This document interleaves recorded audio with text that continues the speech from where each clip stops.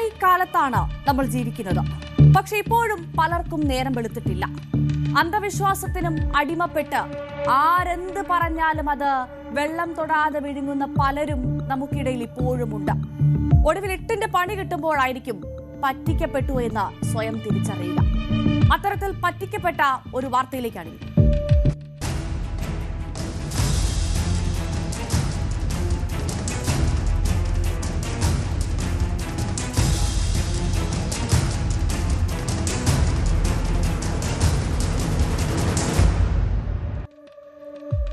ചെന്നൈയിലാണ് സംഭവം. ദോഷം തീർക്കാമെന്ന് വിശ്വസിപ്പിച്ച് മയക്കി ബിസിനസ്സുകാരനിൽ നിന്ന് 10 പവനോളം സ്വർണം കവർന്നു.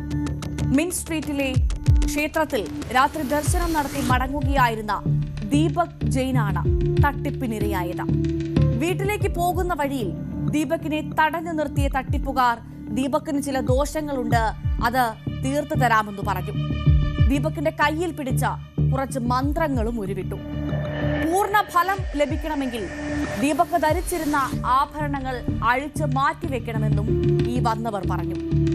പെട്ടെന്ന് മുന്നിൽ പ്രത്യക്ഷപ്പെട്ടവരെ കുറിച്ച് ഒരു സംശയവും തോന്നിയില്ല ദീപകിനെന്ന് മാത്രമല്ല, അവർ പറഞ്ഞത് തൊണ്ട തൊടാതെ വിശ്വസിക്കുകയും ചെയ്തു. 10 പവനോളം തൂക്കമുള്ള സ്വർണ്ണാഭരണങ്ങൾ അഴിച്ച് അയാൾ ബാഗിലുമിട്ടു.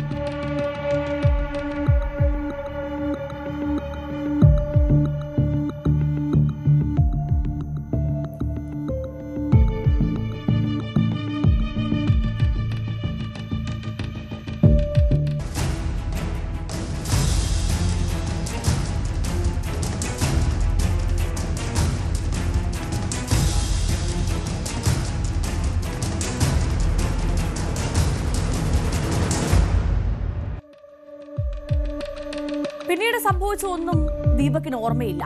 സ്വർണം ബാഗിലിട്ടതോടെ ബോധരഹിതനായി വീണെന്നാണ് ദീപക് നൽകിയ പരാതിയിൽ പറയുന്നത്. തട്ടിപ്പുകാർ സ്വർണവുമായി കടന്നുകളഞ്ഞു. സ്വർണം കവർന്ന 2 അംഗ സംഘത്തിനായി പോലീസ് അന്വേഷണം ശക്തമാക്കിയിട്ടുണ്ട്. തട്ടിപ്പുകാർക്കായി ഇതര ജില്ലകളിലേക്കും അന്വേഷണം വ്യാപിപ്പിച്ചിട്ടുമുണ്ട്. ഇത് ഒരു ദീപകിന്റെ മാത്രം കഥയല്ല. ഇത്തരത്തിൽ നിരവധി ദീപകുമാർ നമുക്ക് ചുറ്റുമുണ്ട്.